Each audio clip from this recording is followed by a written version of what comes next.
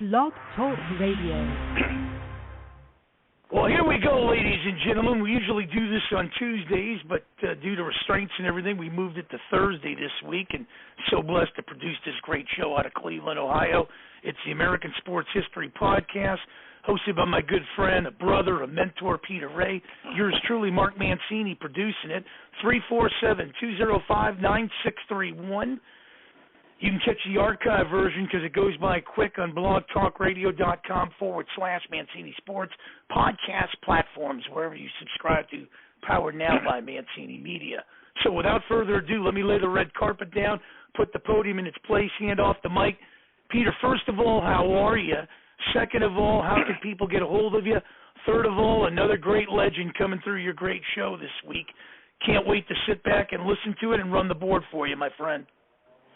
Hi, Mark. I'm doing well. I have a YouTube channel. I make history videos. It's Peter J. Ray, R-E-A, and you're absolutely right. Tonight's guest is a speaker and award-winning historical pop culture sports book author with a fun style. He's written more than 200 books, and he's got a book on breakfast cereal, sitcoms, American great moments in American sports history. He has a Cleveland Indians time machine book, a biography of Kyrie Irving, and I'm very excited. He's got a book on Sam McDowell, former Cleveland Indian, coming out in March, I believe. Welcome to the show, Mr. Marty Gitlin. Well, thank you so much. Thanks for having me on. I very much appreciate it. So, Marty, I'm just in awe of all your accomplishments, your writing, and your public speaking. Can you give us? I don't know if you can give us an Can you give us an overview of your career as an author and speaker? Yeah, I'm an author and presenter. I worked in the newspaper business as a sports writer up until 2002.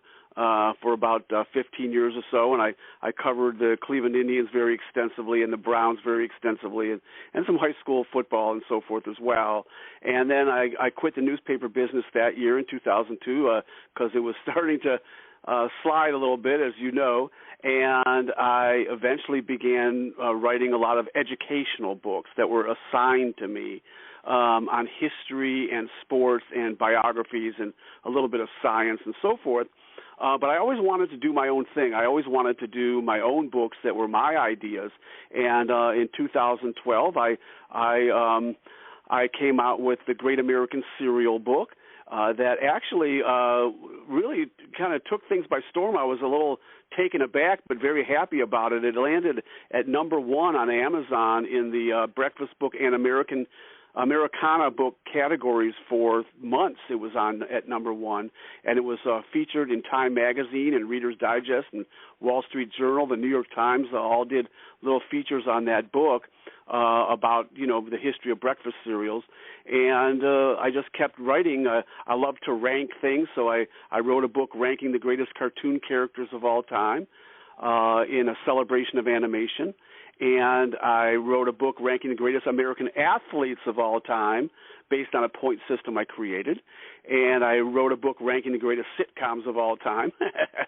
And I, of course, sports is my number 1 love, though, and I have done many, many sports books. The most popular right now are the Ultimate Cleveland Indians Time Machine book, and that covers the entirety of Cleveland Indians history, actually going back to the 1899 Cleveland Spiders before the Indians existed. And the publisher liked that enough where he wanted to turn it into a series. So I actually have on my website books about Ultimate Time Machine books on the Red Sox, Mets, and Cubs as well. And the Tigers and Yankees are coming up soon. I'm going to be out in a few months. And my latest project, of course, is an autobiography. Now, I don't want people think it's a biography of Sam McDowell. It's actually his autobiography of Sudden Sam McDowell, and it's an absolutely fascinating life and career that he's led. And it's called The Saga of Sudden Sam, the rise, fall, and redemption of Sam McDowell. And so that is going to be out in March, but I'm actually going to be doing Sam McDowell and I are going to be doing book signings for that book at the Team Shop at Progressive Field on February 5th, which is really cool because I'm going to be able to pick up some early copies of that book, and we're going to be selling them there, book signing at the team shop at Progressive Field on February 5th, 2:30 to 4. And then the book is going to come out on Amazon in March. I'm really grateful that you're getting that book out, you and Sam, because he's a guy who definitely deserves a book, autobiography, and you know, he was on. I had him on the show, and he said the pre-sales have been really good, and I hope that inspires you to do other Cleveland guys from the 60s and 70s who are getting older, and you know, so I'm just so happy that I think it's amazing, wonderful that you're doing it, because McDowell's such an important guy in Cleveland sports history. Really is, and you know, a lot of people don't know the level of fame that he reached, and also, you know, people don't know the show Cheers, of course, one of the legendary sitcoms of all time. The Sam Malone character, which was probably the main character on Cheers, they based that character on Sam McDowell. He was an alcoholic and, you know, a baseball pitcher, and that was what the character was based on, Sam McDowell. And what I learned about, you know, I knew a lot about Sam McDowell already. He was my favorite ball player growing up. But what I learned about his childhood and how that affected his life, and you know, more about his career and then his post-career and how he hit rock bottom and recovered from alcohol, you know, really terrible alcoholism that he had. He was really in the grip, and actually became a counselor for Major League Baseball teams, helping players who had the same addictions that he had. Was quite amazing. I mean, it's just, you know, that's why we use the word redemption in the name of the book, in the title of the book, and now, you know, he lives in Florida and all, and the story was just fascinating. I was just blown away. It was the most intriguing and wonderful project I ever worked on, writing his autobiography for him, and he was in on every step of the way. You know, he looked at every chapter, every word. He made some changes. You know, he did. You know, the book came out just wonderfully. Yeah, it's such an important topic, alcoholism. You know, and you hear people talk about, oh, it's such a shame, Sam. You know, it affected his career, obviously, and he would have been a greater player. But on the other hand, you know, this book gets into how much success he had. I haven't read it, but you know, I would imagine how much success he had after baseball when he was able to get sober, and then, you know, have a very positive impact on the lives of many, many people, I'm sure, who had the same problem. So that's wonderful that the book's coming out. Yeah, and you know, he actually said, and this is, you know, kind of public knowledge, so I'm able to tell about it, but he actually saved the life of Bernie Carbo, the former Red Sox and Texas star. He was in a really throes of a major depression and was actually suicidal, and he has credited Sam McDowell with saving his life. But you know, it's interesting. Sam didn't he didn't reach his potential as a pitcher, yet he was still a 6-time All-Star. That's right. That's how talented he was, and it is not an exaggeration whatsoever to say that Sam McDowell could have been another Sandy Koufax. He had that level of talent, but you know, of course, he didn't. The Indians didn't hit as well for him either. But Koufax was able to harness his talent and maximize it eventually after several years of struggles, and Sam never really, you know, did that. And when he started drinking to that extent, his career, you know, fell apart in the 70s. That's a cool story about Bernie Carbo, who hit the big home run in Game 6 of the 1975 World Series and played for Cleveland for a year. We have Dave from Warren, Ohio. What's your take, Marty, on the Baker Mayfield saga and the Cleveland Browns collapse? Well, it's there are two sides of it. With Baker Mayfield, yes, he was certainly hindered by the injury to his left shoulder, and there's no doubt about it. And I could understand why the Browns might want to just, you know, give it another year, get the surgery on Baker, and have him come back healthy in 2022 and see how he does again. It's been 4 years, though. This will be his 5th year, and I don't see them signing him to a long-term contract unless he really, really turns it around and proves himself to be the franchise quarterback next year. And the wide receiving core completely needs to be revamped. I mean, he didn't have receivers to throw to. Or maybe he did, and he was such a lousy quarterback this year that he wasn't finding them or he wasn't throwing to them. There's been a lot of talk about how Odell Beckham was open quite a bit, at certain games this year, and Mayfield either refused to throw to him or couldn't throw to him because he didn't have that kind of accuracy that he used to have. But so I don't know. I'm in favor of the Browns bringing in another quarterback next year, either to start if they can get someone the level of Russell Wilson or someone like that, which I doubt, or to compete with Baker Mayfield like Mitch Trubisky from Mentor High School, or compete with him next year. I don't think they should go into the season just completely depending on him. And it was a very disappointing year. I've always been a very realistic guy, but I thought this was a Super Bowl contender heading into this season, and it turned out to be not even a playoff team. So it was very disappointing. Evan from Duarte, California asks, what's wrong with the game today in baseball besides not calling them the Cleveland Indians anymore? That is ludicrous. Well, what's wrong with the game of baseball is that it's 40%, 45% of all at bats now, and I don't remember the exact figure, are not even balls in play. They're either it's a home run strikeout, and the inability of batters to beat the or even try to beat the shift and go for opposite field base hits is maddening, and it's slowed the baseball. The complaint about baseball in general is that it's slowed to a crawl, and the games take too long and everything. And I could certainly understand that. And now the strikeouts have made it even. All the strikeouts have even made it less. There's less action in the game, and the younger generations want to see sports with action in it, and baseball just doesn't have that much action in it in general, and now has less than ever before. And I think that's a problem. And I think Major League Baseball does a very poor job of marketing the product. It has been said that a guy like Mike Trout can walk down the street of any major city and be unrecognized.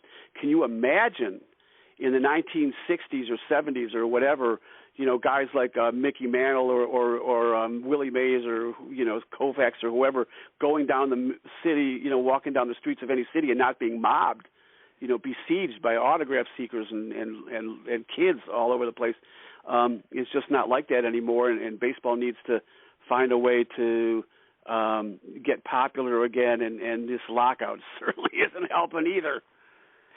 Yeah, Steve from Danbury, Connecticut. Any opinion on the strike? This looks like it will go a long way. The players are not budging. The fans are the ones who are getting the short end of the stick.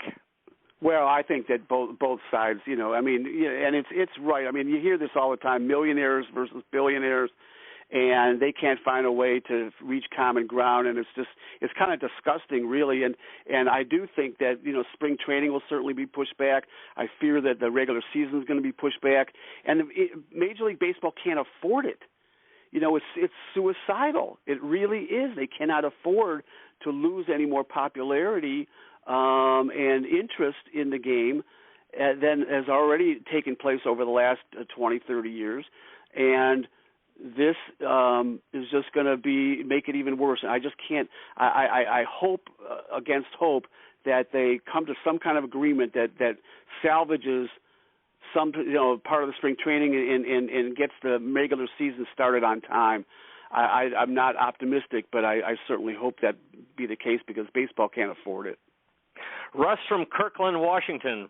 MLB Commissioner Rob Manfred needs to go. He changed the game with double-header, 7-inning doubleheaders, and then extra innings, a runner at second base. So he says that Rob Manfred is a complete clown. Well, I don't agree. I don't agree with the 7-inning doubleheaders, and I think what I read, and I might be wrong, but I think they're going back to the 9-inning doubleheaders next year. And there are no scheduled doubleheaders anyway, so there really aren't that many. But as far as I got used to the runner at second base in extra innings. I know I'm very old school, and I like baseball the way it was meant to be played, but they're trying to create a little bit of excitement and bring in more younger fans, and there's other things that they need to do that in terms of just marketing the game itself. But I could understand why they'd want to do that. Now, I don't agree with getting rid of the shift, because I think that major league teams should be allowed to defend any hitter any way they want. But on the other hand, these darn hitters are just swinging for the fences, and they're not adjusting to it by going to the opposite field or even trying to go to the opposite field and getting hits. So, I could see both sides of that fence. Al from Tuscaloosa, Alabama. How come baseball does not expand into Charlotte? I would go up there every once in a while. Yeah, I think that Charlotte or Nashville are certainly possibilities. They're talking about Montreal getting a team again, and their attendance was so bad when they had the Expos, but I guess there's been a resurgence of baseball interest there, and a new place to play, and Portland, Oregon, I wouldn't be averse to having them have a team like in Mexico City or London, or kind of expand internationally. I think that the Major League Baseball needs to take some bold steps, but a part of me doesn't want too much more expansion, because it weakens the game to have players that would normally be in the minor leagues playing Major League Baseball. But I could understand why that expansion might be necessary in some cases. Your Sam McDowell book really has got me going here, and I was wondering if you have any ideas or possibilities of more books in the same vein, in the same, like I said, Cleveland athletes from the 60s and 70s. You might do another guys you might do biographies of. Well, I think it has to be a good story. I mean, there has to be. I was particularly intrigued. I was sitting here one day after my Cleveland Indians Time Machine book came out, and I was sitting, and I was thinking, someone should do a book on Sam McDowell. And I contacted the Indians, and they gave me Sam's phone number, and I called him, and Sam said, you know what, this is really a coincidence, because I've been thinking about doing my autobiography. So I said, well, he said, I don't write very well. So he said, write a chapter for me, and I'll look it over, and we'll go from there. And I wrote I wrote a chapter for him, and he liked it a lot, and we went forward. And with his alcoholism and depression, he suffered from depression, and the career that he had, and the clashes that he had with managers and coaches who tried to call his pitches early in his career, and all these fascinating things that happened during his career, before his childhood, So there was a lot going on, and I think that, makes a great book. And so it's difficult just to, pick a player from the Indians or Browns or Cavaliers or whatever from the 70s or 80s, 60s, and say, this guy I should write a book about him. It has to have a fascinating story beyond his days as a player. So you don't have any names that you could throw out there? No, but it's but it's food for thought. I mean, no doubt about it. I'm sure that there have been great, very good players or great players from Cleveland sports teams of the 50s, 60s, 70s, whatever, 80s, and that have a very interesting life, that have led very interesting lives that might be worthwhile to put into book form, and it's certainly something to think about. But right now, I'm really, really focusing on marketing, and promoting that Sam McDowell autobiography. Right. First things first. Yeah, that's right. I was thinking about guys like Gaylord Perry, Buddy Bell, Rick Manning, and along those lines. Right, so, and those guys, and the thing, and I'll let you talking. But the thing with some of those guys is it's very, very Cleveland centric.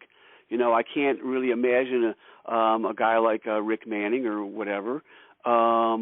People around the country having a big interest in a book about someone like that. Although, you know, Gaylord Perry. Gaylord Perry, yes. Now Gaylord Perry, that's a different story. But Sam McDowell, you know, his story, you know, with alcoholism and depression, and what he did in Major League Baseball after his career and during his career as a 6-time All-Star, you know, that has some more national interest. I've seen your posts on Facebook. You're following the Cavs, and it's amazing. You know, you have to say Kobe Altman. Well, you have to give Dan Gilbert credit. Kobe Altman, J.B. Bickerstaff, and because they've come back from the dead, and they've got to. Do you want to talk about the Cavs now and how far you think they can go in the playoffs? You know what's interesting, and a lot of people, you know, maybe aren't aware of this. The Cavaliers have the best point differential in the Eastern Conference. Better than Milwaukee, better than Philadelphia, better than Brooklyn with Kevin Durant and James Harden and now Kyrie Irving. It's amazing what they've done. They're not only winning games on the road against good teams, but they're beating the heck out of these guys. They beat Utah. I know Utah was down a few players, including Rudy Gobert, but they beat them by 20 points. And they beat Miami by 30 something. And their offensive and defensive combinations are so strong right now, and the way they play together is just so strong that they've become at times dominant. You know, and it's phenomenal how they've done this in 1 year. I mean, last year their record was 22-50 or whatever it was in that short season, and here they are. They've won more games than that already this year, and they are 24-18, and they are. You know, I don't see them winning an NBA championship or going to the Eastern Conference Finals or whatever, but I see them very possibly, you know, winning a round in the playoffs this year, making the playoffs, not even in that play-in tournament, but making the playoffs at maybe a 5th or 6th seed and maybe winning a round. You never know. They're awfully young. You know, we don't know how they're going to react to the playoffs, but that's how good they are, and it's been a half season now. You know, this is not just some little hot streak they're on. This is reality. They got some talent on this team, and Evan Mobley has changed everything, especially from a defensive standpoint. They've gone from maybe the worst defensive team in the NBA to one of the best in 1 year, and that's amazing. Yeah, I think it's interesting because it was like, you know, LeBron James he was trying to promote the idea of, he was changing the game and, you know, putting the players having power and putting together stars to have dominant, powerful teams. And, you know, if you look at the Warriors, before they got Durant, they were a team that just developed over time, you know, that they got a bunch of young guys, what the Cavs are doing right now. And so this is sort of an answer to that, you know, and I think it's it's refreshing. It is. Yeah. It is. You know, the whole star-driven NBA and having like a big three. You know, like LeBron left for Miami to form the big three with Bosh and Wade, and that whole. I don't think that's really good for basketball. I like all the teamwork and the camaraderie and having a team like the Cavaliers are doing well. Remember, like the Seattle SuperSonics when they won it all, or the Pistons and some of these teams that just played so well together as a team and didn't have these 2 or 3 superstars.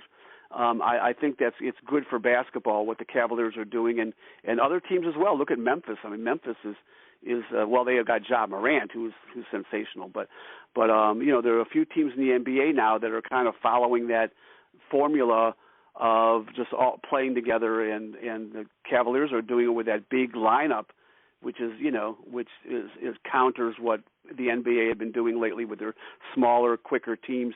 The Cavaliers have all these athletic bigs, and it's really working out for them. Yeah, it's interesting. You know, when LeBron James came to Cleveland in 2003, he was so good that there was like this pressure, like, oh wow, we got to add a guy, and and we can win a title, and it's like in a way they were like so impatient, and he was so good. He's such a good player, probably maybe the greatest ever, that you wonder if do other guys develop in a situation like that, because a guy so, and it is, you need a lot of guys. And when they had Kevin Love and Kyrie, the three, they kept the big three, and I think that really kind of hurts morale, because you need more than three guys, and the way they keep.